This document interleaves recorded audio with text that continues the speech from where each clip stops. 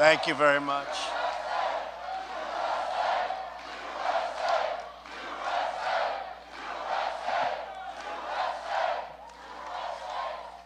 Well, I want to thank everybody very much. This is great, and it's great to be with you.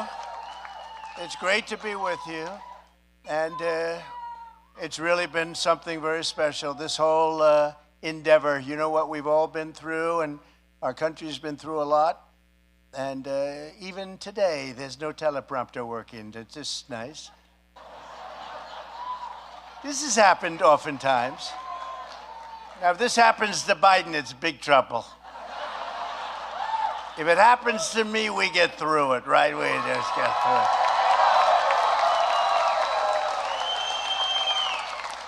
I'm trying to get a little signal, like, what the hell happened here?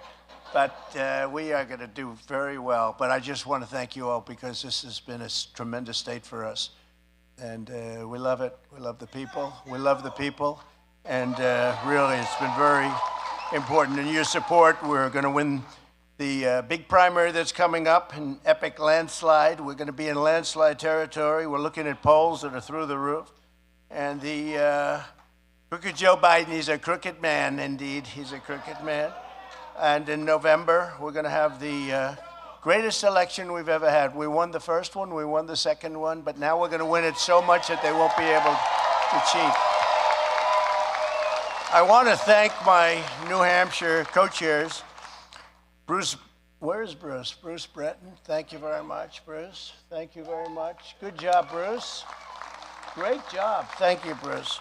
Been a friend of ours for a long time. Another one is Lou Gargiulo, who's been a great, great friend. And Lou, thank you. Where's Lou? Stand up, Lou. I know Lou now for a long time. For a long time, he's been with us. A man who's highly respected in Washington and did a fantastic job. Senator Bob Smith. I don't know why he's not a senator anymore. He's really fantastic. And Mary Jo, thank you very much. Thank you both very much. Appreciate it. New Hampshire GOP Vice Chair Ryan Terrell. Ryan Terrell. Thank you. Thank you. I like his hair. I'd like to have hair just like that. Can I have that? I don't know. I love your hair. And Caroline Levitt, who's been incredible. She ran an incredible race. She ran an incredible race, came out of nowhere. She almost won that race. I'm actually glad she lost, because now she's with us, you know. So I like that. I like it much better. And she's gone places, too. She's been fantastic and great on television, I will say, really great. A lot of people don't do too well on television. It's a known fact. There are some people who are very, very bad on television, like Biden. I would say Biden. He's probably your number one example. I can't think of anybody that's worse, right? Our Carroll County campaign chair, Frank McCarthy. Frank. And his wife, Terry. Where is Frank? Frank, thank you very much, Frank. Great job. Thank you very much. Terry, thank you. I saw a tear coming out of her eye before. That means she likes us. Right? That means she likes us. Thank you, darling. We appreciate it very much. And our top two phone callers, that's a big deal. They're more important than everybody, frankly. John and Nicole Oblenis. Where are they? Where are they? Thank you very much. What a great job. That's a great job. For decades, the people of New Hampshire have been sold out, ripped off. You've been ripped off by everybody and betrayed by the corrupt globalists, Washington, Wall Street people, those combinations of Washington, Wall Street, they're the worst of all. And it's never been worse than it is now under crooked Joe Biden and, frankly, his boss, Barack Hussein Obama. I think it's his boss. Crooked Joe puts China first. He puts Mexico first, Ukraine first, Europe first, Asia first, illegal aliens first, environmental lunatics and maniacs first. These are maniacs, these people. I don't know if they really believe it, or is it just something to hurt our country? But everyone else is first. But he puts America last. He puts our workers last. He puts our industries last. He puts your families last. He puts everybody last. Everything that's good he puts last. It's actually reversed. I say it's, a lot of times it's like April Fool's Day. Open border. Who wants an open border? Only stupid people. Who wants not to have voter ID? Voter ID. We will not have voter ID. You know, for their convention, the Democrat convention, they had a voter ID that was the size of this. See this? It's like this. It hung with a chain around their neck. There was a picture. I think it had every bit of information ever. You could read their biography, know everything about the person. They couldn't get into the convention without it. But to go to vote, we don't want voter ID. Actually, the Democrats want it. It's the leadership that does it. And the reason they don't want it, Carolyn, is because they want to cheat. And it's very simple. There's only one reason. I put America first every single time. And since Joe Biden took office,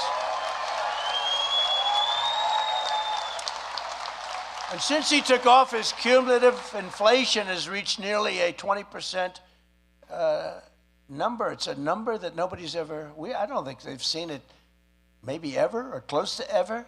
And the 30-year mortgage rate just hit a 27-year high. Congratulations, all of you people that are looking for a house. Enjoy yourself. You're going to be looking a long time. And then you go to the bank, they won't give you the money even if you're willing to pay it. The banks aren't giving money. And you know, the banks, the big banks like Bank of America, Chase, they discriminate against conservatives. You do know that, right? Okay? We're going to stop that real fast. Well, they're not going to do any business with our government because I don't like them. I know them better than anybody, and they discriminate against conservatives, Republicans, conservatives. And it's a disgrace, frankly. By contrast, under my leadership, we had no inflation, and the 30-year mortgage rate was an all-time low. We had an all-time low, like 2.6%. That's a little better than paying 8% and we don't give you the money. You know what they do? It's 8%, we don't give you the money, but if you pay 12, we'll give it to you. That's where they are. The typical family has lost over $7,400 in annual income with Crooked Joe in the White House. Think of that. You know, I changed the name from Sleepy Joe to Crooked Joe because I thought it was actually even more accurate. They're both very accurate, but even more accurate. And I took it off Hillary because I don't like using the same name for two people. You know, we have plenty of words that we can use, right? But I took it away from Hillary because she's no longer relevant.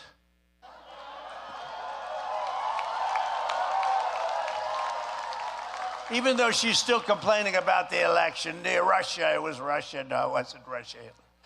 She's still complaining. They don't go after her, right? Did they indict her for complaining about the election results of 2016? Is Hillary indicted for that? No? Oh, that's strange, because I got indicted for that. It's strange. Gee, you think there's a little double standard out there? And I was right. They did cheat. She was wrong. She was really wrong. But no, we took it away. We called her now Beautiful Hillary because she's a beautiful woman. And we wanted to use Crooked for Joe Biden. So she actually went out that night and she celebrated. That was a great night, great day for her when we took that name off. Under President Trump, real family income increased over $6,000 a year. In New Hampshire alone, $6,000. You picked up $7,000 as opposed to losing much more, close to $8,000. That's a big difference. But perhaps no Biden attack on the people of the state has been worse than the socialist calamity known as the Green New Deal, the Green New Hoax, I call it, which has struck New Hampshire with among the highest energy, electricity, and heating costs anywhere in the nation, almost anywhere in the world. You know, you pay the highest energy cost. You ought to speak to your governor about that, by the way. You pay the highest energy costs. You pay the highest energy costs anywhere in the country. You know that, right? And there's no reason for it. It's bad government. And you should. You should have to speak to locals also. But you shouldn't be paying that. You are the number one in the whole nation. It's ridiculous. Right now, countless New Hampshire families are getting ready to heat your homes this winter with the cost of residential fuel oil up 74% to almost $5 a gallon. Congratulations. That's very nice. When I left office, we had it all the way down to $1.99 a gallon. $1.99. Yeah, we did a great job. Remember, I said, drill, baby, drill. Just keep drilling. And we got it so low that they were going to all go out of business. We had to say, slow down a little bit. I had them drilling. They were going to drill themselves right out of business. It was going so low, remember? You actually had a couple of days where it was down to $1.47 for gasoline for the car. And we had to get it up a little. I hated to do that to you, but they were putting each other out of business. But we had them drilling. We filled up the national reserves, strategic reserves. And then Biden took it to keep your gasoline prices artificially low. And now it's at the lowest level. Did you know that, Carolyn? It's at the lowest level in history. There's almost nothing there. And that was meant for war. Now, who could imagine a war, right? With people pouring into our country and we have no idea from where they come. The same people in many cases, the same people that just attacked Israel. You know that, right? Can you imagine what this guy has done to us, what he's done to us? That would have never happened. The attack on Israel would never, ever have happened. The attack on Ukraine would never have happened. Inflation would never have happened. None of it would have happened. We would have been a different country because right now we're a country in decline, serious decline. To bring down the energy cost for New Hampshire families, I will immediately rescind every Green New Deal catastrophe of the Biden administration. And we will drill, baby, drill. We'll get them way down. We'll get them way down. You know, if they would build a pipeline, and we started it, and we were just about set to have it, then you had that result in the election, which was so terrible. But going through New York State, a very poor section of New York State, the people up there want it very much, but you would have a pipeline, your numbers would come down in half, more than half. It's amazing. You know, they used to have, they probably still have, knowing this guy, he gets oil from Venezuela, why not from Russia, right? But you used to have ships from Russia coming in to give you your oil and gas. You know that, right? The ships would come in from Russia. And we have so much. We have more than anybody else in the world. And for you needed a pipeline, but your Democrats won't approve it, and your governor hasn't been able to get it done. It would be a shame. If they just go through a very poor section of New York State, you would have the lowest energy. You go from the highest to about the lowest, and all they need is a pipeline. And we had it done. We had it all set to go, and then they don't do. Just like we had the wall built, and then they don't want to finish it. Now, we did, I think, 561 miles of wall, and we had another 200 that we ordered. It's a little like water, you know, you do it, and then you got to do a little bit more. We had 200 miles ordered, ready to be installed, would have taken 3 weeks.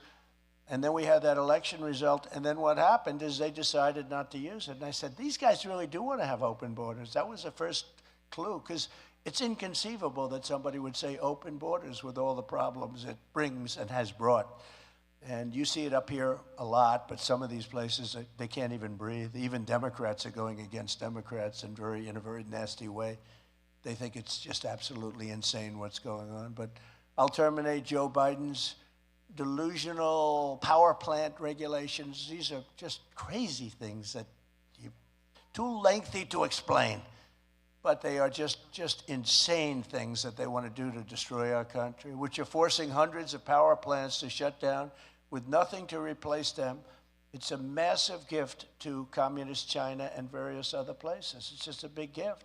They want to close down power plants that have 50 to 100 years of life left. And you know, China is building a power plant every week, all coal. They only use coal. They like coal, because it's very inexpensive. They don't use clean coal. They can use clean coal. You know, they have things called clean coal now, and natural gas, and lots of great things that have tremendous power. Germany, you know, decided to go green, and they were going to go green. They're going to go out of business, and they've now started to build coal-fired plants all over the place. So they've gone from one extreme to the other. But good, clean coal, and it's okay, and it has power, and obviously gas, natural gas, it's very clean. But we don't do that. We use things that we can't get. You know, the windmills are subsidized heavily by the government, and they cost a lot. And if you have one near your house is worthless because you can't sell it. Between the noise and the look, you can't sell it. And it's probably the most expensive energy you can have. It's tremendously expensive. And then you have to rebuild them every 10 years. You know, they don't just keep growing. You got to they get ripped to pieces. And then they kill all the whales, right? They kill all the whales out there, and then they say that for boat manufacturers, the boat can't go more than 2 miles an hour because we don't want to hurt the whales, even though there's only been one recorded incident of that in 50 years. But all the time now, we see whales washing up on shore because of the wind, those big wind turbines they're building out in the ocean that are unbelievably expensive. In fact, so expensive that even with subsidies, these companies are all canceling out because it doesn't work. So the whales will be very happy about that. But I will implement rapid approvals of new energy infrastructure. We will regain energy independence as we did. You know, you were energy independent 3 years ago, soon to be energy dominant. You're going to be dominant. We were going to sell our energy to Europe, make a lot of money, reduce your taxes even further. You know, the Trump administration gave you the biggest tax decrease, tax cuts and regulation cuts in the history of our country, bigger than the Reagan cuts by a lot. And we would cut them even still further and also reduce debt. We were going to sell our oil and gas to Europe at good prices, but they were good. Instead, they did Nord Stream 2 with Russia, and I stopped it. It was totally dead, and then Biden came along and he approved it. Then he says, you are very, very nice to Russia. No. Putin used to say, they always say you're so nice. You are the worst thing that ever happened to us. But I got along with them. But you are the worst thing. Think of it. I stopped Nord Stream 2. That's the biggest thing they've ever done. I stopped it. It was dead, and then Biden approved it. So you tell me who's a little tougher on just that one thing alone, sanctions, everything else. And they would have never gone into Ukraine, that I can tell you, not even a little chance. And you know, for two reasons, just while we're on this, for two reasons. Number one is I said, you can't go in, you can't go in. What I will do is so bad. No, you won't. Yes, I will. What I will do, I told him, is so bad. It's so bad. I don't want to do it. He goes, no way. I said, way. And he didn't believe me, but he believed me 10%. He believed me, Mr. Senator, he believed me 10%. That's all we needed. 10% is enough. And there was never any movement. I mean, you know, we proved that for 4 years. There was no thought of that. And the other reason he wouldn't have gone in, because we had oil at $40 a barrel. At $40 a barrel, he doesn't have the money to do the war. And he wouldn't have been able to. And now it's $100 and going higher. And it was $100. It was $115 a little while ago when he started this thing. So he had so much money. He'll be the only guy to make a lot of money off a war. And he wouldn't have been able to do that with us because there was no money. You couldn't have made the money at $40 a barrel. So that would have never happened. But it wouldn't have happened just for the first reason, too. I said you can't do it. And I'll quickly cut New Hampshire gas and heating bills. We're going to cut them at least in half and very quickly. We're going to get it done very quickly. Which I think is an important point for us to talk about because it's ridiculous. When you look at your bills compared to other people, and they're all up because this guy has let energy go through the roof. You know, inflation started with energy. It's not that complicated. When you have a donut shop or a food shop or a dress shop, you need heat, you need whatever, you need everything, you need trucks to deliver your product. Energy is so big, so important, and it went through the roof. It just went through the roof, and that took everything with it. Now everything, they say bacon has gone up 5 times, meaning 5 times in the last year and a half. 5 times. Even I'm cutting back on bacon. It's too expensive. I'm cutting back on it. But I'll be the American energy president, and I have been. I mean, I really have been. We did an incredible job with energy. We were making a fortune. You know, we were in 3rd place when I started, and within 2 years, we were not only in 1st place, we were much bigger than Saudi Arabia and Russia. And if you look at a chart, and I want to have my people start putting up these charts because they're really good, because you look at them 1 second, and it explains it better than all the words on earth. You had Russia here like this. You had Saudi Arabia a little above Russia. You had us pretty far down here, and by the time I finished, we were like a rocket ship. We were like this, way beyond them. And all of that energy, that extra energy, we didn't need it from anybody. We didn't have to guard countries. We didn't have to do anything. We have more than any other country in the world. Remember, I got Anwar approved. It was such a big deal. Reagan couldn't do it. Bush probably didn't try too hard. You know, it's different mindset. But Reagan did. We respect Reagan. And he did. He couldn't get it done. I got it done. Anwar, it's the biggest, as big as Saudi Arabia, they say. the equivalent to Saudi Arabia in Alaska. And Biden comes in, within the first week, they terminated it. Can you believe that? It was so much work to get that approved. We got it approved. They were ready to start drilling. And the Alaska people were devastated because it was the greatest economic project. But even for the country, it was such a massive amount. It's big, but I'll get it done again. I'll get it approved. I'll get it approved very quickly. I actually got it approved, and I'll get it approved very quickly. But the United States will have the lowest cost of energy and electricity very soon. As soon as we're in, almost as soon as we're in, it's going to go very quickly. Right away, we're going to have the lowest, anywhere on Earth, we'll have the lowest energy on Earth. Right now, you have one of the highest, in this state in particular. On day one, I will also repeal Joe Biden's insane electric vehicle mandate. Can you believe it? Everybody has to have an electric car. Darling, let's drive down to Florida. We'd like to get some sun in Florida. Let's drive to South Carolina. Let's drive to Texas. Well, I want to, darling, but let's see. We have to stop 22 times to get to Texas. I don't want to stop 22 times. They say the happiest person in the world is when you get that first 10 minutes boost. You know, you get your car charged and you're in the car, but after 10 minutes, you get very paranoid because you're looking for a new charging station. You're petrified you're going to be out in the road in the middle of nowhere, and you run out of the charge, as they call it. But the tow truck business is extraordinarily good. So they're towing these cars all over the place. You see cars, beautiful, nice, brand new cars being towed to a charger. It's ridiculous. And by the way, I'm a believer in electric cars. It's fine. But, you know, whatever the market bears, if they want to have gasoline, we have more gasoline than anybody on Earth, right? We have more than Saudi Arabia. We have more than Russia, much more than Russia. We have more than anybody. Gasoline, I like hybrid. I like everything. You make everything. But you can't, you know, in California, they want to go with all electric, but they can't even, every weekend, they have a blackout. They don't have enough electricity. And you know who makes electricity? You know who makes it? Coal makes it, right? Coal makes it. And you know who else makes it? Oil makes it. So all of these grids that you hear, the grid, oh, the electric grid. No, it's all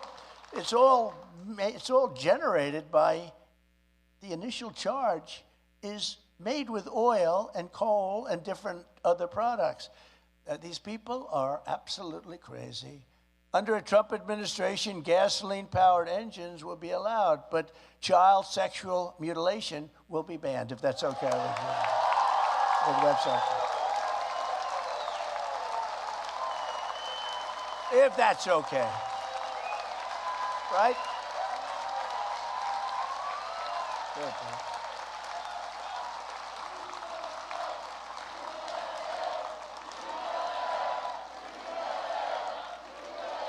I say this, you know, every time I mention, we will stop child mutilation. Now think of it.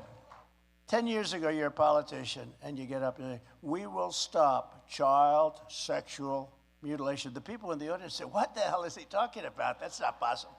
It's very possible that they mutilate. I mean, what they do to your children without your approval, with nothing. These people, they're crazy. But to think I have to say that, or to think I have to say, we will ban men from participating in women's sports. Have you seen the weightlifting records?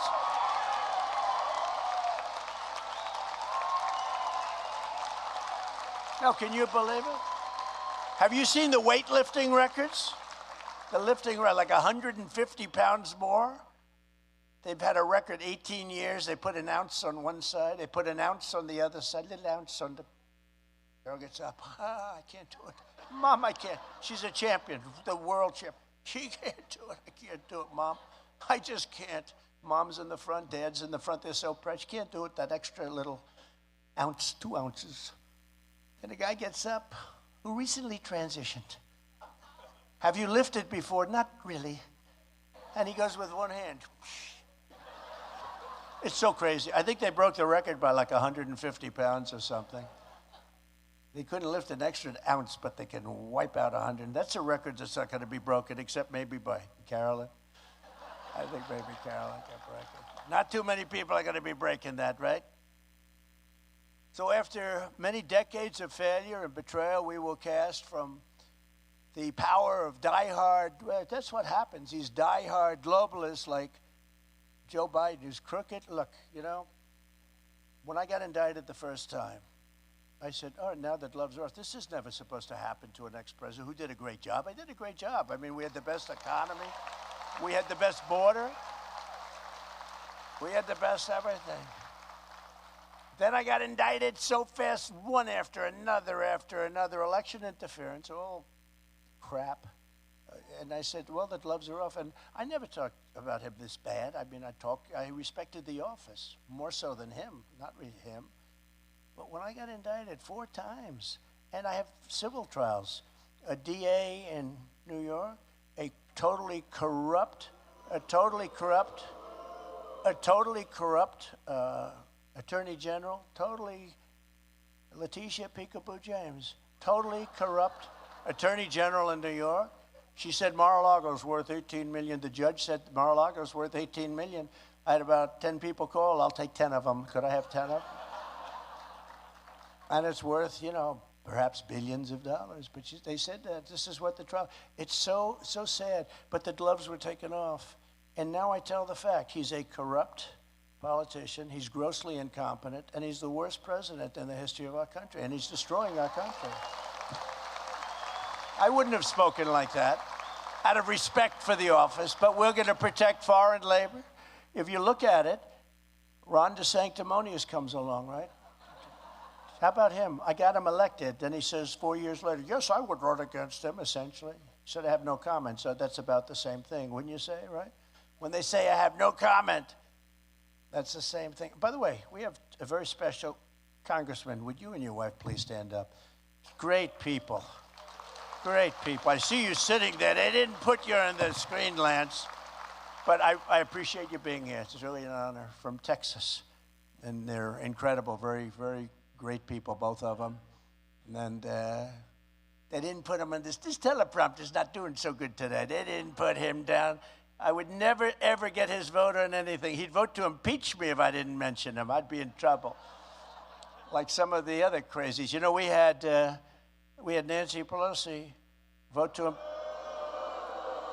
Crazy Nancy. No, she came out and she said, we'll impeach him. And then she found out I did nothing wrong and they had already started the process. So she said, well, let's just go through with it anyway.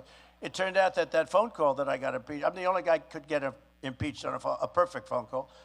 I got impeached. And it was a perfect call to the president of Ukraine. And it turned out now, 2 years later, that was 100% right. Because they were crooked people.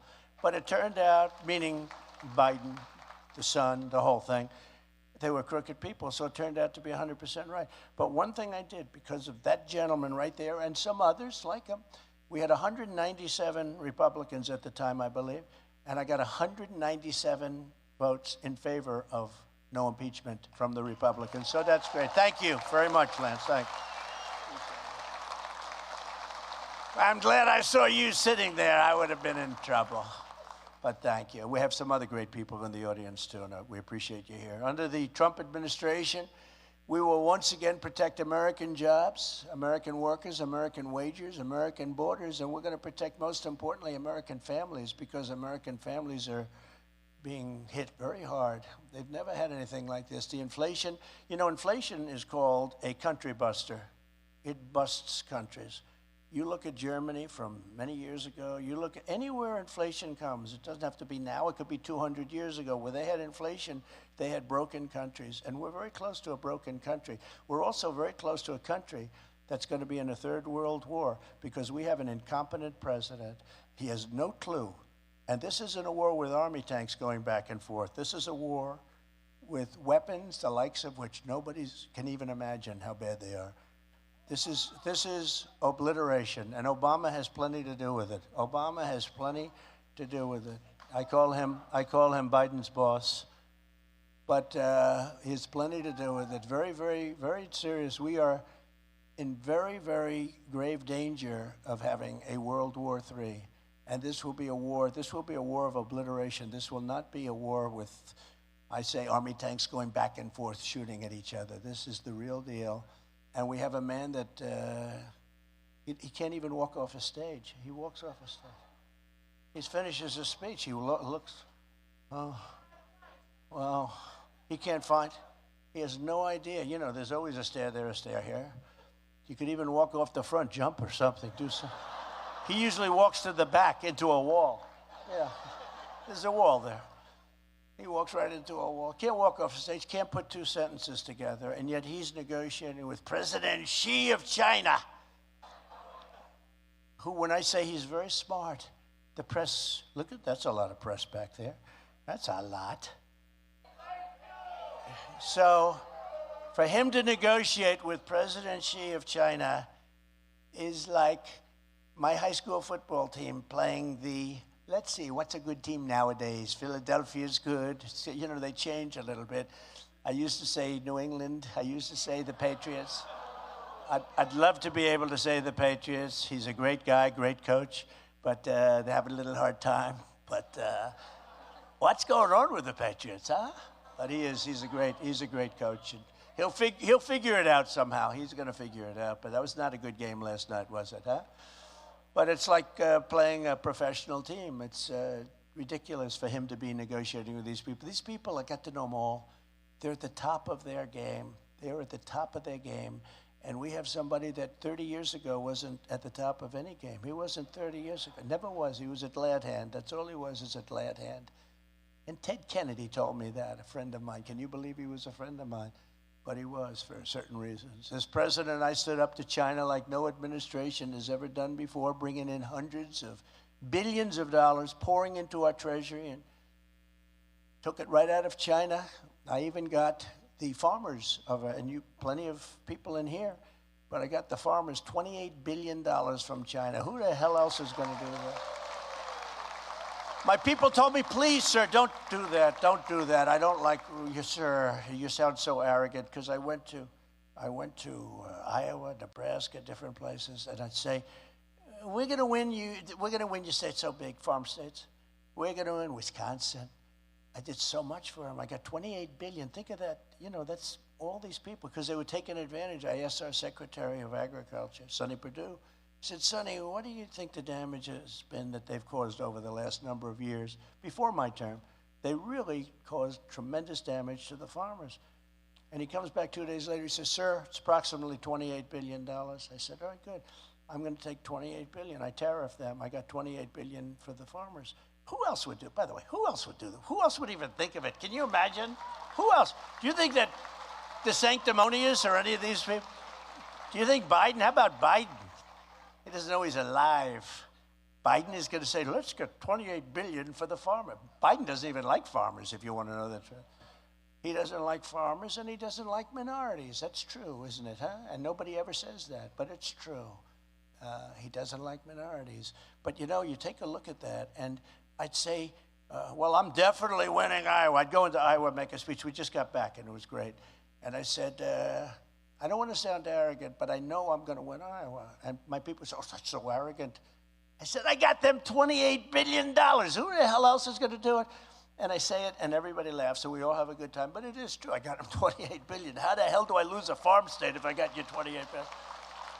But Ron DeSantis opposed my China tariffs. We took in hundreds of billions of dollars. The 28 was a portion of it, and we gave that to the farmers, but we took in hundreds of billions. Not one president of our country has taken in 10 cents from China, not 10 cents. And I took in hundreds of billions of dollars. They didn't like me too much. They didn't like me too much. But very simply, Ron DeSanctimonious, and I'm not even sure I'm supposed to be wasting my time talking about him because I hear he's so far down. Could you tell me, is there anybody else I'm supposed to? Bird brain, maybe? Bird brain? Do I talk about anybody else? Because he really has. He's fallen like a wounded bird from the skies. But he sided with the communists in China, and I fought for the workers of America. He was against what we did. He was very much against what we did. And perhaps most offensive of all to the people of New Hampshire, DeSanctimonious pushed a 23% national sales tax, which means he's 100%, in my opinion, unelectable when you do that. He also, the sales tax was one thing, but he also pushed very strong on doing damage, bad damage, very bad, and maybe even extinguishing a thing called Social Security. And he wanted the minimum age to be 70. He voted on it 3 times, by the way, so, it's hard for him to deny it. But the national sales tax would pulverize the middle class and decimate the hardworking families of this state almost more than most others. And it's never going to happen. We're never going to let that happen. One thing about a politician, when they have an idea and then they always go away from it during an election. No, I was only kidding when I said I'm going to pulverize Social Security. I was only kidding. But they always go back to it, right? They always go back to it. And they go back to their first idea. That's where they are. DeSantis also very much hurt Medicare, and he wanted to hurt it badly, but it got voted down. As your president, I proudly ended the disaster known as NAFTA, the world's worst trade deal probably ever made, and replaced it with the USMCA, that's Mexico, Canada, and it's, they say, the best trade deal ever made in the country. Actually, believe it or not, the deal I made with China is, I think, even better. They have to buy $50 billion of product, but I don't even talk about it because of COVID. I don't even talk about it. We had the greatest economy in the history of the world. We had COVID, and then I built it again, rebuilt it again. The stock market was actually higher than it was pre-COVID. It was pretty amazing. We did a great job on something that nobody had any idea what it was, COVID, when it came in. We did a great job. Let the governors run it. Some of the governors did a great job, like Henry McMaster of South Carolina, and Governor Nome. She was fantastic. South Dakota. And some others. Tennessee did a very good job. And they kept them open. They kept them open. Florida, by the way, was not kept open, just so, in case you have any questions. But they got back. But it was not kept open. Some people forget history, but it's very easy to go back, especially with the internet. It takes you seconds. Oh, that's true. The beaches were closed. The hotels, everything was closed. But it got back. And we did a great job on that. And I let the governors do it. We got them the equipment they needed. We did something. We never got the credit on that one, but we got credit on a lot of other things, like having created the strongest border in the history of our country. Got credit on that one. Having created the greatest economy in the history of our country. The greatest economy by far. I fought for New Hampshire fishermen and lobstermen like no administration in history. No administration cared about the fishermen and the lobstermen. I only did it because selfishly I love that lobster, you couldn't get it. So we got it. I opened it up. The 500 square miles, right? I opened it up. They want to close it up, and I guess they want to do that. It's so crazy. But making a deal with the European Union to eliminate tariffs on American lobster. They were charging us tariffs, and we weren't charging them. I said, either you do that, or we're going to charge you double the tariffs you're charging us. They said, we'd be delighted in taking the tariffs off. It took one phone call. But the EU tariff reduction on any product, it's the first time that they've ever done that, and they did it for me with one conversation. I said, you do it, we're going to do it to you with everything, not just lobster. And they dropped everything. I also opened up 5,000 square miles of ocean off New England that Barack Hussein Obama had closed. I don't know why, they closed. The most fertile area almost like in the world for a thing called fish and lobster. And you weren't allowed to use it. 500 square miles. You know how deep you had to go? You had to go way the hell out, dangerous, way, way out in the ocean. And to this day, nobody really tells me, why. Why did they do it? And they want to put it back again. Now we're ready for the America First economic program. We're going to make our country, everyone is really down right now because our country looks so bad. We have no influence in the world. Everything's falling apart. Everything he's done has been bad. Everything. I have a little list that I'm going to read in a second, but everything that he's done is a failure. The open border, his relations with other countries. We've lost every country. We don't even have any allies anymore. They don't respect us. We have nothing going. You take a look. Yeah, China's our best ally, I think, with him. Well, he has to because they paid him so much money. We have no choice, right?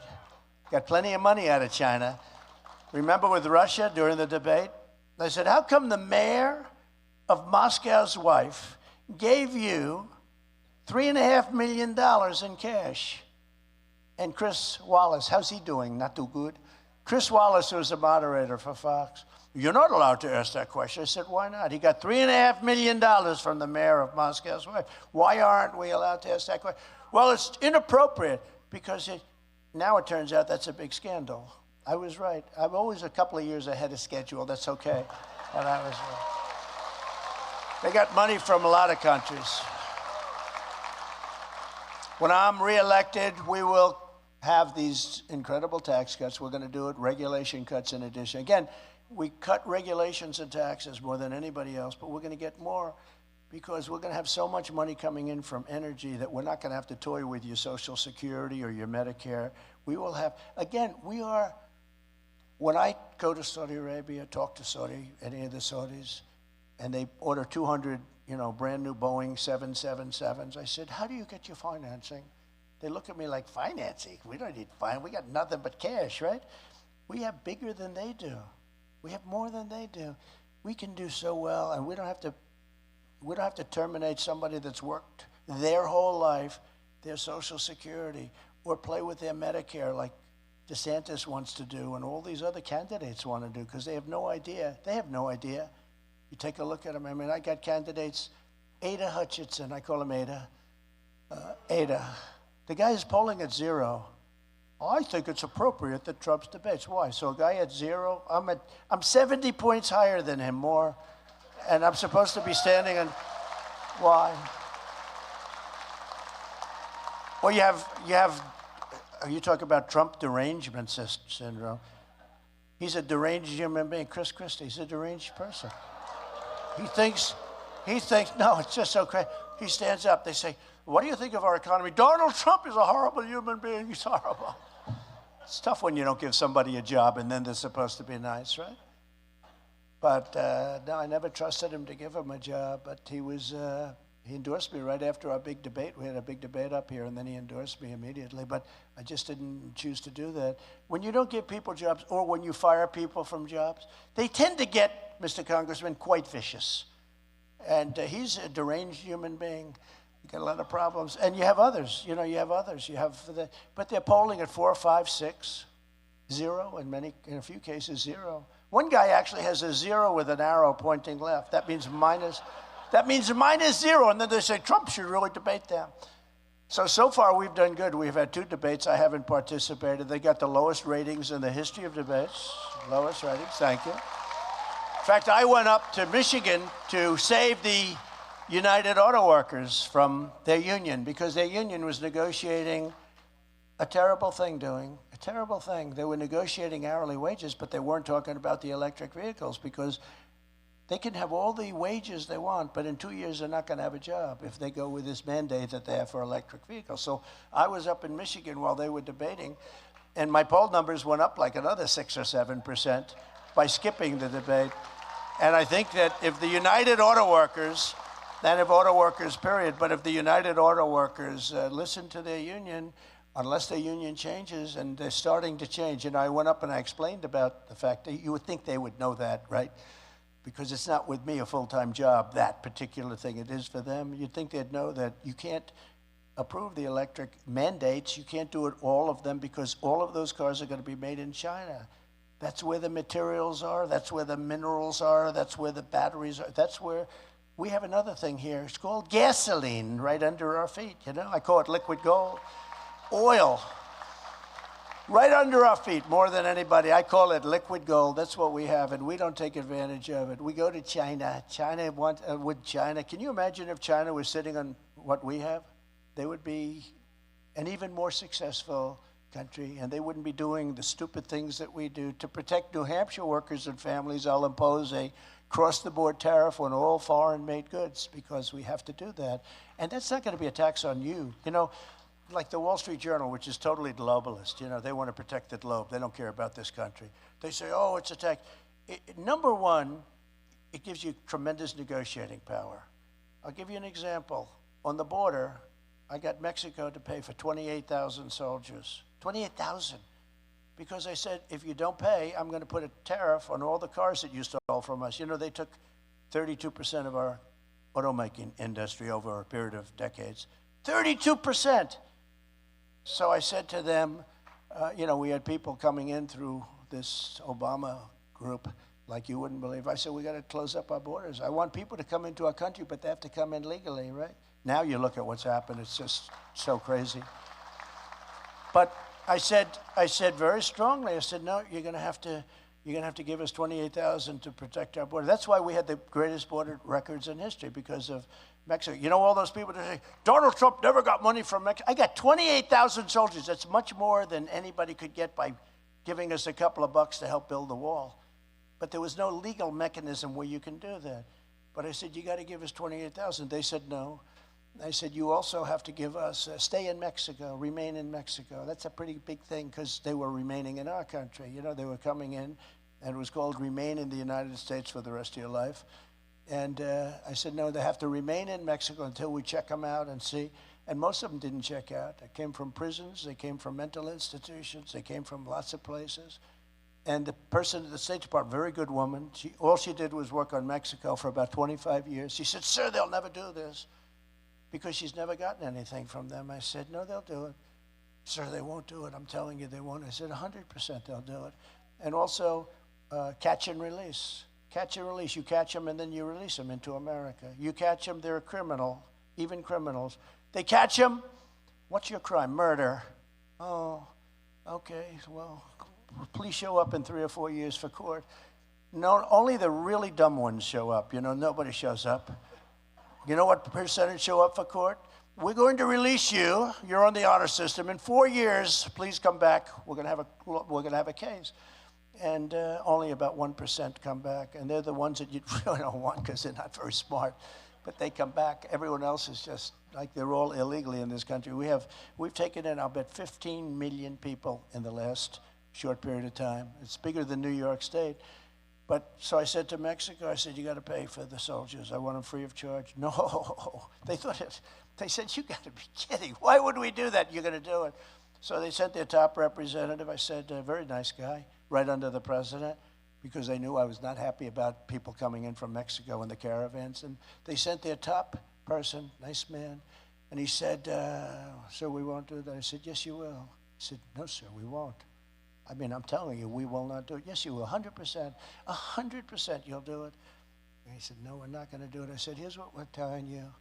In right here, I have a piece of paper, and I'm signing it. It was a Friday afternoon. I said, on Monday morning at 7 o'clock in the morning, there's a 25% tariff that's going to be placed on all of your cars and all of your goods and all of the billions and billions and billions of dollars that you sucker us with and you sell into the United States. And it's 25%, and that's much more than the cost of 28,000 soldiers. Remember what 28,000 soldiers, that's a lot. And these are Pancho Villa, you know, they have the bullets across the, these aren't politically correct, like our guys have to be politically correct. If you say excuse me, ma'am, you're not allowed to be here. If you say it in a bad tone, they want to put you in jail, okay? You know, they're politically correct. Our people, what they've done to our military is terrible. But I've rebuilt the entire military, but we'll get that straight now, because we have a great military potential. We have a great military. So we had the soldiers. So I said, I'm going to put a 25%, I'm going to put on all of your products, Mr. Congressman, a 25% tax, everything. And it's going to start on Monday morning. Mr. President, I'd like to make a phone call. Comes back 5 minutes later. Sir, it would be a great honor to put 28,000 soldiers free of charge on your border. This would be a great honor for us. And catch and release, you win that too. Stay in Mexico, you win that too. You win everything, sir. Please don't do that, sir. We got everything. We got everything. But we don't do that with this administration. This administration doesn't do things like that. I will also pass what we'll call the Trump Reciprocal Trade Act. If China or any other country makes us pay, you know, they charge us massive tariffs to do business in their country. This way our businesses leave your state and they go to China and they build a factory in China because they don't want to pay the tariff. But if they make us pay a 100 or 200% tariff, then we will make them pay an exactly the same reciprocal tariff of 100 to 200%. So if we're paying them, they're paying us. So one of two things are going to happen. We're going to either take a lot of money, or we're going to both agree that let's forget it. We go back and there's no tax. And probably the second thing will happen more often than not. And as taxes on foreign countries go up, taxes on American workers, families, and small businesses will, because of what I did, will go down. Now, people like the Wall Street Journal, they are so mixed up, they don't know what to do. They don't like things like this because they're globalists. They want China to do well. They want other countries to do well, much more so than they want, look, Rupert Murdoch's a globalist, much more so than they want anybody. They don't want, I don't even think they want us to do well, if you want to know the truth, because I've seen too many things. But they're globalists and they want other countries to do well, so they'll fight this. But smart people in Congress and smart people in the Senate are going to approve it. I will revoke China's most favored nation trade status because, they're most favored because they're a developing country. And we will impose stiff penalties on China and other trade businesses for the abuse. Just so you understand, they are a favored nation. You know why? Because they say we're a developing nation. We are a developing nation, sir. So are we. Have you seen our cities? Our cities are going to hell. Our whole country's going to hell. We're a developing nation. We're more of a developing nation than they are. They have a better school system. By the way, we're going to terminate the Department of Education, if you know. Fast. Almost the first thing we're going to do. We're going to let local government, we're going to let the states run education. We're going to let the states run education. You know, we spend more per pupil than any country anywhere in the world, and yet we're at the bottom of the list. We're in number 38, 39, or 40, out of 40, and yet we spend double and sometimes triple per pupil more than any other. You have Denmark, Norway, Sweden. China is a top country. Can you imagine? With 1.4 billion people, China is a top country. They do a very good job, but we don't do a good job. So it's like my famous statement that I've made numerous times about lots of different things. What the hell do we have to lose, right? And you move it back to New Hampshire, and you move it back to Iowa and South Carolina and all of these great states, and you'll run your education, and we'll have nobody in Washington except maybe just one person sitting at one desk with perhaps a secretary saying, are you sure you're teaching English? We want to make sure. There are a couple of basics, right? There are a couple of basics. But it's no wonder the far-left lunatics are getting desperate to stop our movement by any means necessary. And as you know, crooked Joe Biden and his radical left thugs have weaponized law enforcement to arrest their leading political opponent. Me, I got arrested. Can you believe it? That's the mugshot. I never thought I'd be taken. I wonder what my father and mother are saying as they look down. My son just took, like mugshots weren't supposed to be in the family. Sorry, Dad. I'm glad they weren't around to see it. A mugshot. That was never supposed to happen politically. Think of it, a mugshot. I had a mugshot, but it turned out quite good. Good news. Over nothing. It's all coming out of Washington, too. And it's all high-level election interference. They want to demean you and destroy you so that when you run against this man who is mentally incapacitated, you have to lose. That's the only way they can win. They have to cheat. They can't win with all their policies of open borders, high taxes, high interest rates, no voter ID. No voter ID. With all their policies, they can't win. The only way they know how to win is by cheating. And this is a form of cheating. This is third world country stuff. Arrest your opponent. And that means that I could do that too. If I win, I could say, wow, there's somebody over there. No, but you see what's happening. You see what's starting. This is like, I've always read that, when president leaves office, does a good job, leaves office, works hard, and you just don't do it. You just treat them with great respect. I got indicted 4 times in 3 civil trials by cuckoo birds, where they're it's just unbelievable. And they think if I can keep them out of New Hampshire and Iowa and South Carolina and Nevada, if we can keep them in courthouses busy as hell, they don't care until after the election. If I would have decided not to run, I wouldn't have any of this stuff. If I was in 3rd or 4th or 5th place, I wouldn't have any of this stuff because they wouldn't. But I'm leading Biden by a lot, and I'm leading all of the Republicans by a massive amount. So in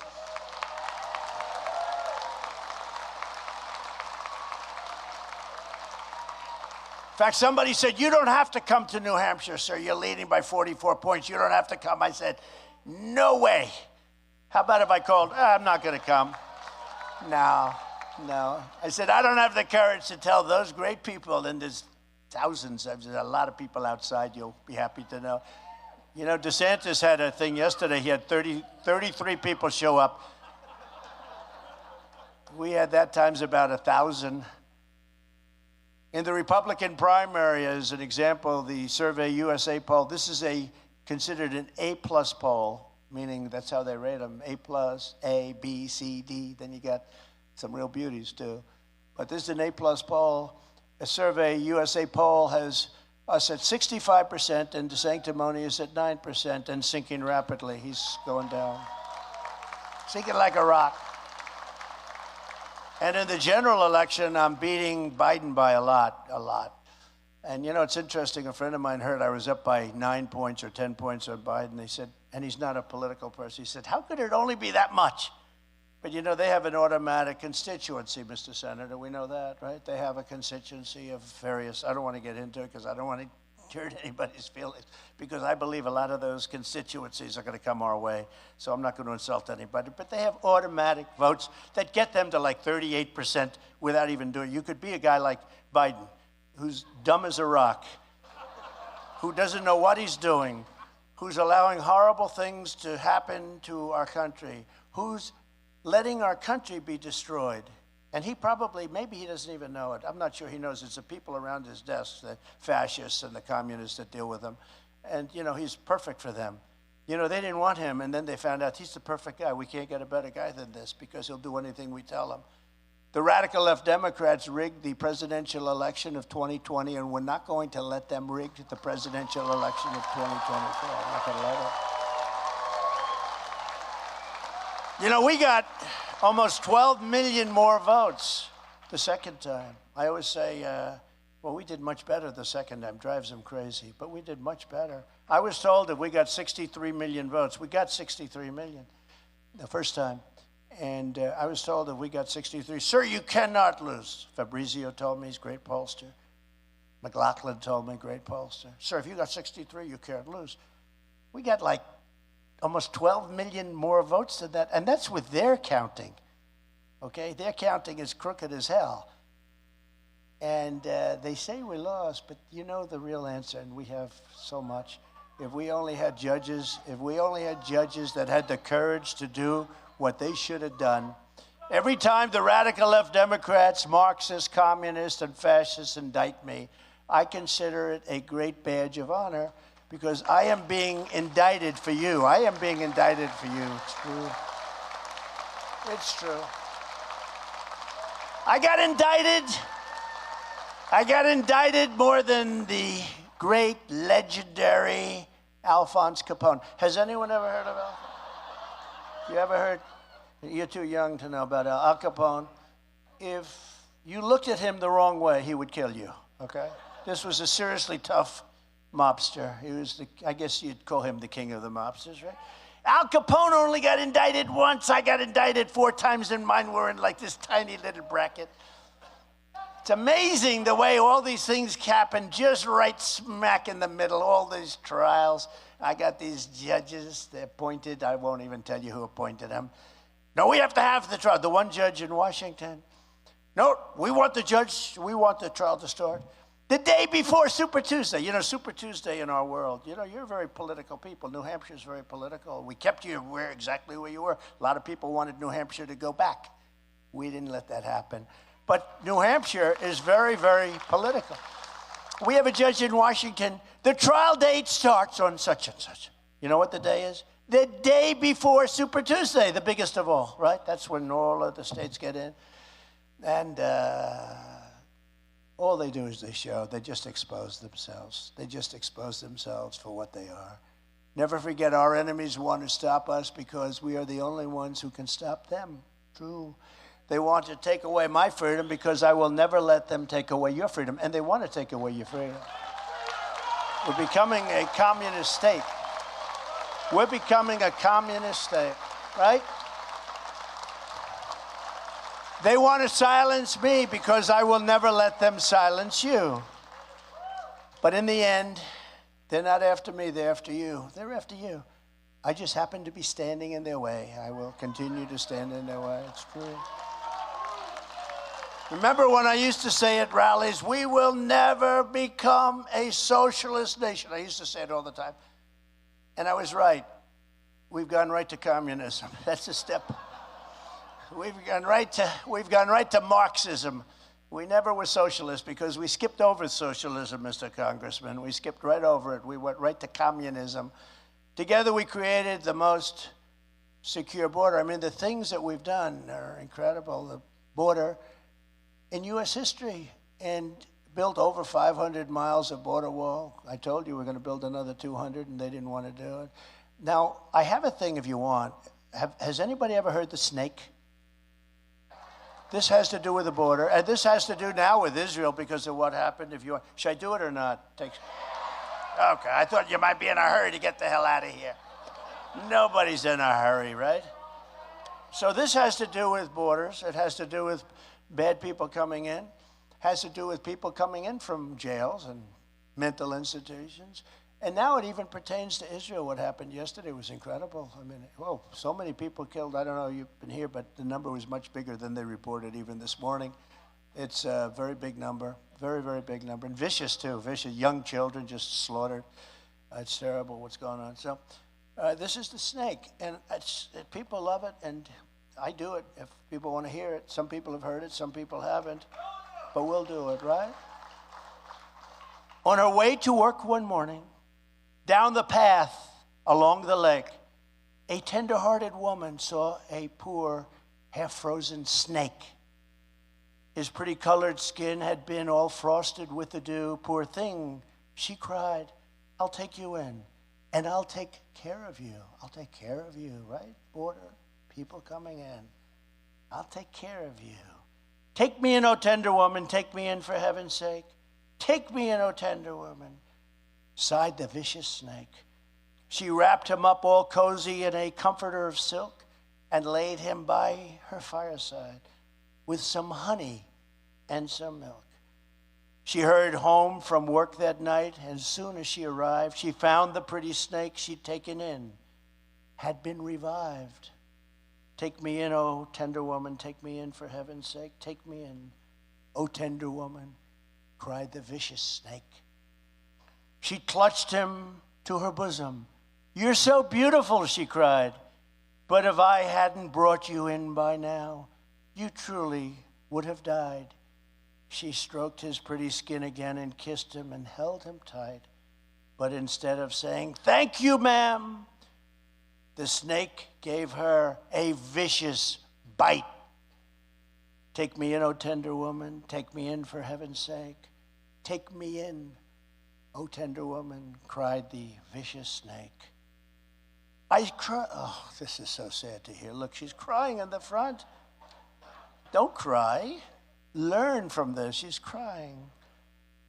I saved you, cried the woman, and you've bitten me. But why? You know your bite is poisonous, and now I'm going to die. Shut up, silly woman, said the reptile with a grin. You knew damn well I was a snake before you took me in. That's what's happening on our border. That's what's happening on our border. This is just a little thing that I did once and I liked it, and I did it again, and some people like it. But what it's saying basically is we're taking in people in our country, that we're taking in people involved with Israel that were attacked, taking in people from all over the world, many of them from prisons, many of them from insane asylums. Please, sir, don't use the term insane asylums. That's Silence of the Lambs stuff. That's serious stuff, right? Mental institutions. Couldn't you just use my geniuses backstage? Sir, could you not use the term insane asylum? Because it's very tough. You know, that's the Silence of the Lamb, Hannibal Lecter, right? I said, well, we have to do that. We have to use the term, but we're taking these people in. Side the vicious snake, right? Side the vicious snake. We're taking people in, and we're going to have taken in terrorists from all over the world. Terrorists are pouring into our country. You know, in 2019, they did a thing. They had no terrorists for a long period of time, none. And yesterday, I heard they announced thousands of terrorists are coming into our country. When I was your president, we had peace through strength. And now we have weakness, conflict, and chaos. The atrocities we're witnessing in Israel would never have happened if I was president. Would never have ever happened. When I was commander-in-chief, we reduced the Iranian economy, and I withdrew from the disastrous Iran nuclear deal, imposed the toughest ever sanctions on the regime, and imposed a strict travel ban to keep radical Islamic terrorists the hell out of our country. Now they're pouring into our country. They're pouring into our country. Joe Biden undid it. He undid it all and gave billions and billions of dollars to the world's top sponsor of terror, tossing Israel to the bloodthirsty terrorists and jihadists. You saw that just recently. Biden's national security advisor, Jake Sullivan, he's another beauty, bragged to this is like a couple of days ago, like yesterday.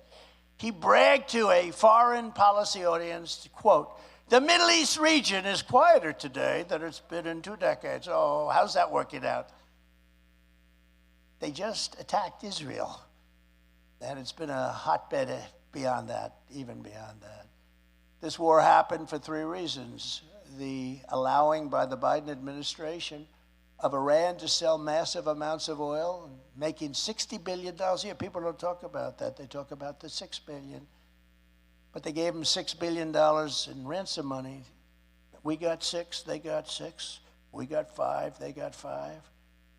But then what happened is they also got $6 billion. So we got 5, and they got 5. And on top of the 5, they got $6 billion. Somehow, that's not a good deal. And our country's perceived weakness with an incompetent and corrupt leader, Joe Biden, who's laughed at all over the world.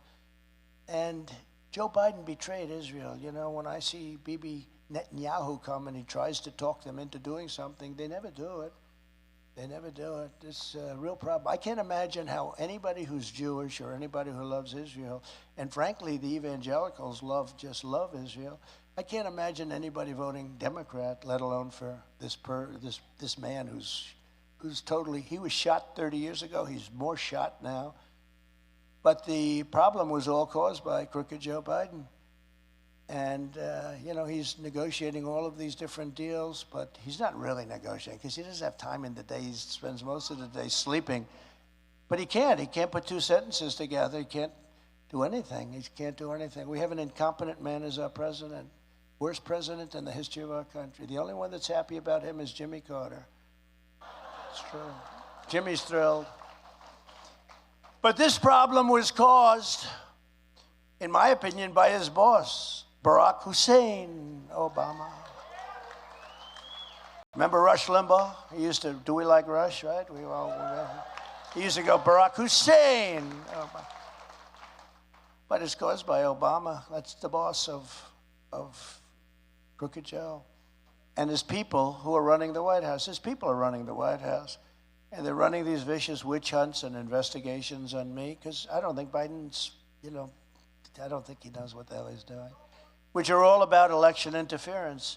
Even the judge I have in Washington, who is just absolutely biased, happens to be an Obama appointee. How do you think I'll do with her? Nice?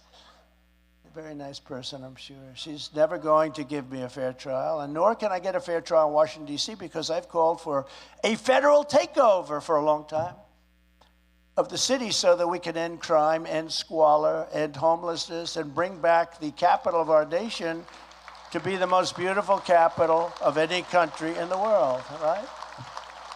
But you can't have, they're not supposed to have a trial. I say, I'm taking away your city. No, we're going to make it beautiful. We're going to do it, and we'll be fine. You know what? We're going to be fine.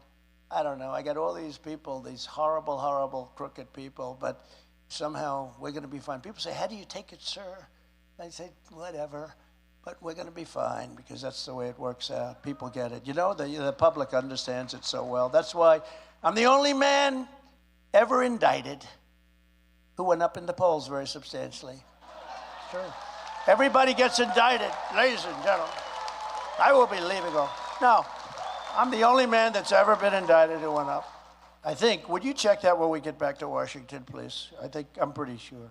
How would you like to be indicted, Mr. Congressman? I think you'd be in trouble. He would resign immediately, live happily with his beautiful wife. That would be the end of it, right? But the good thing is we have a voice, and we can explain it. And when we explain it, people understand it's a big scam. It's a big hoax, just like Russia, just like the Pfizer, just like all of the things that were scams. Ukraine, all scams. The whole thing was a scam. As president, I will once again stand strongly with the state of Israel, and we will cut off the money to the terrorists on day one. And reimpose the travel ban on terror-afflicted countries. I had a travel ban. You know, we think of it. I don't like talking about it, but now I can, because the time is up. I went 4 years without a problem. 4 years, because I had a travel ban. And the Islamic terrorists weren't allowed. It was very tough for them. I had a very strong travel ban. We didn't have a problem in 4 years. People forget that. People forget what happened before I was there. We had a big problem. But the bloodshed and killing that we saw this week will never, ever be allowed to happen on American soil, except for the fact that we have now allowed tens of thousands of probable terrorists into our country. We have people coming, men, coming in from China by the thousands. Men, not women, men coming in by the thousands. We have men coming in from the Middle East by the thousands and thousands, and they let them come in, just come right in.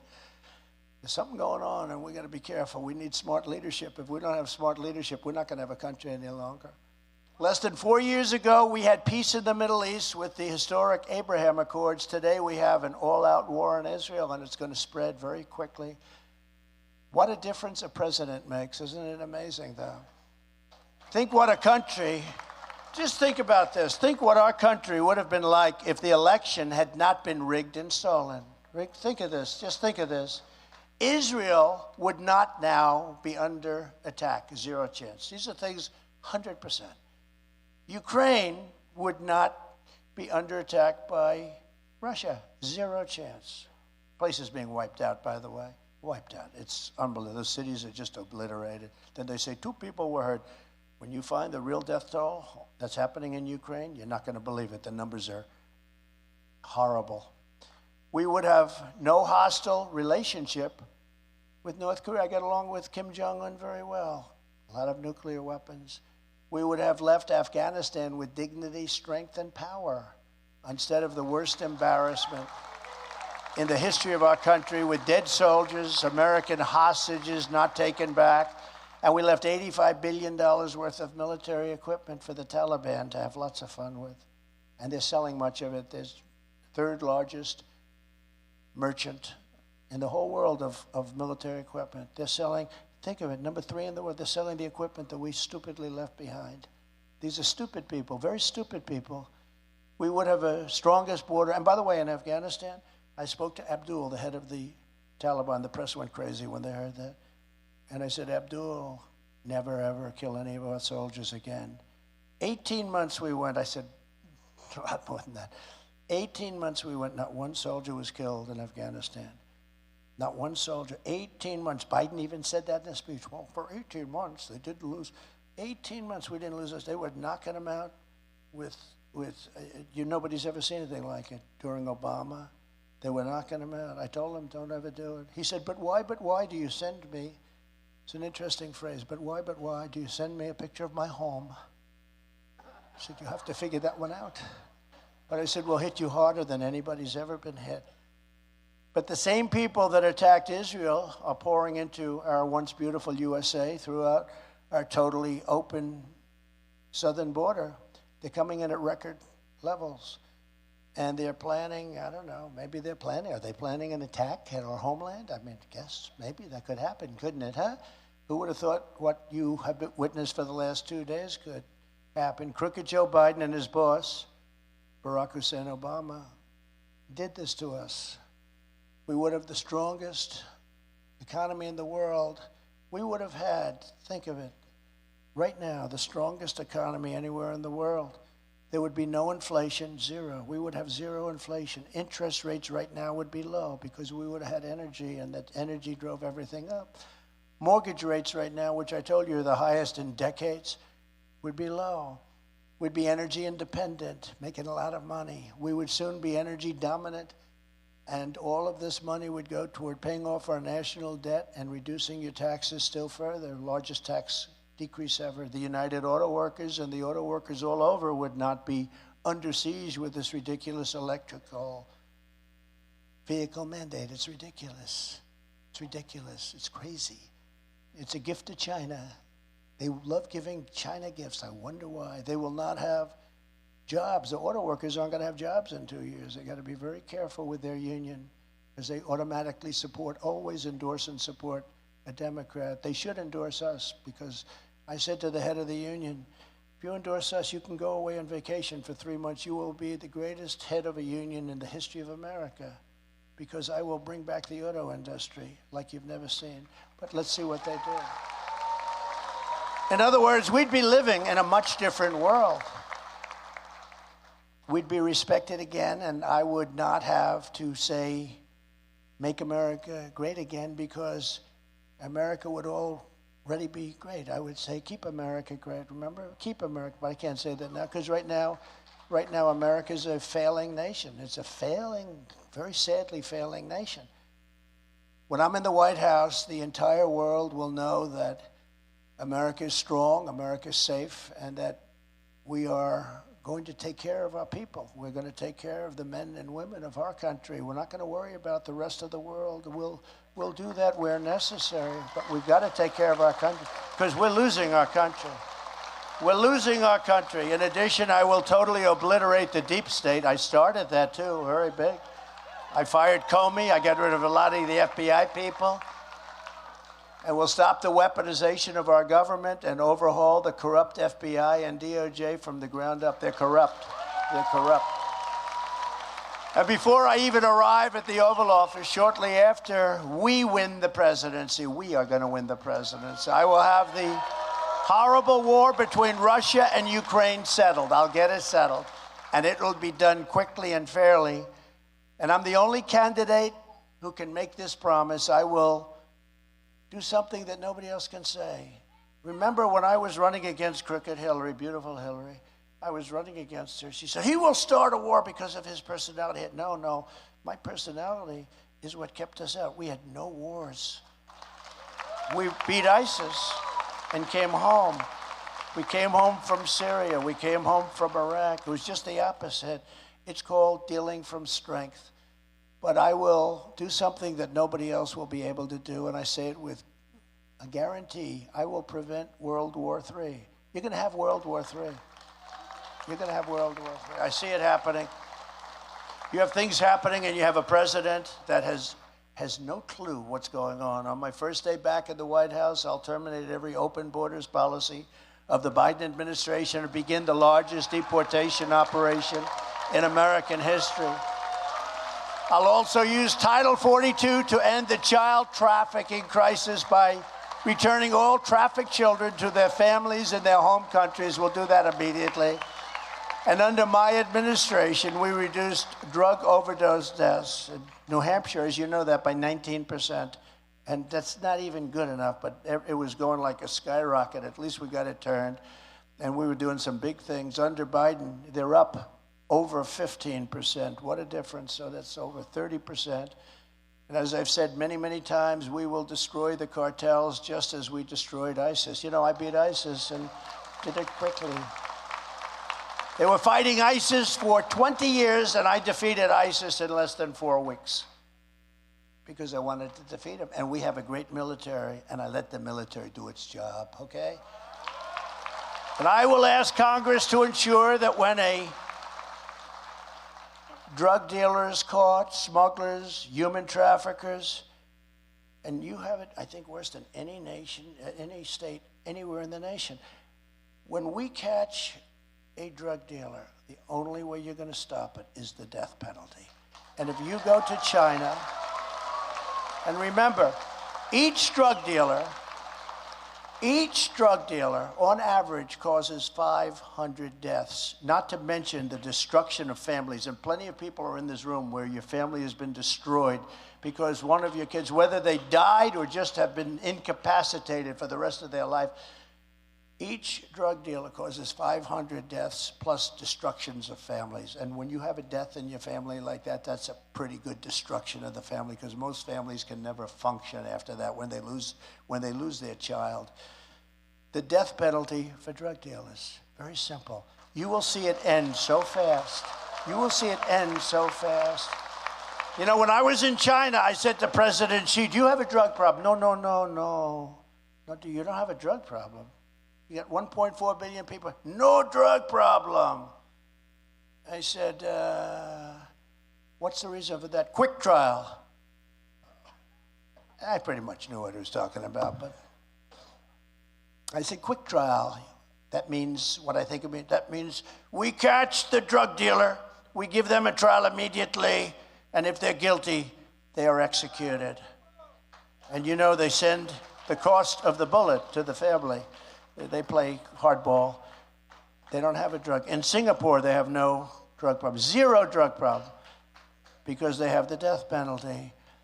Now, I don't know if this country is ready for the death penalty, but remember, every single drug dealer causes 500 deaths and destroys states. Your state is being destroyed because of it, let's face it. You're the worst. I don't know why. New Hampshire is affected more than most other states for some reason. But if you had the death penalty, you would have, everybody would leave. They'd say, let's go someplace else. You know, we set up when I was president, we did a good job. We cut it down 19%, but 19% is not good. We cut it down 19. No, it went up for 40 years, 19%. We cut it. And we'd have a blue ribbon committee made of socialites, headed up by a great first lady in many cases, and she was wonderful. But they'd have a beautiful, nice committee, and they're dealing with these monsters, the cartel people, and these are monsters that are very smart, rich as hell, they have plenty of everything. And, you know, these blue ribbon committees, everyone wanted to be on, I want to be on a blue ribbon committee. And most of the time would be talking, you know, they talk about society, they talk about life, and then they get on with their lives, right? Now, if you want to stop the drug problem in this country, you have to have the death penalty for drug dealers. It's very simple. And you will stop it. I just don't know whether or not, and I'm totally in favor of it, but I don't know whether or not our country is ready for it. But if it's not ready now, when is it going to be? So I think we're losing, you know, they say 100. They've been using that 100,000 for years, right? Even less. I think we're losing 300,000 or 400,000 people a year. And if you add the destruction that they're doing to the fabric of our society to it, it's astronomical. If you want to stop it, you have to go with the death penalty for drug dealers. So I just want to conclude by saying all of the things that you want are going to be done. I am a conservative person, but when they say conservative, I say really more than conservative. I'm a person of common sense, just like the people in this audience, because common sense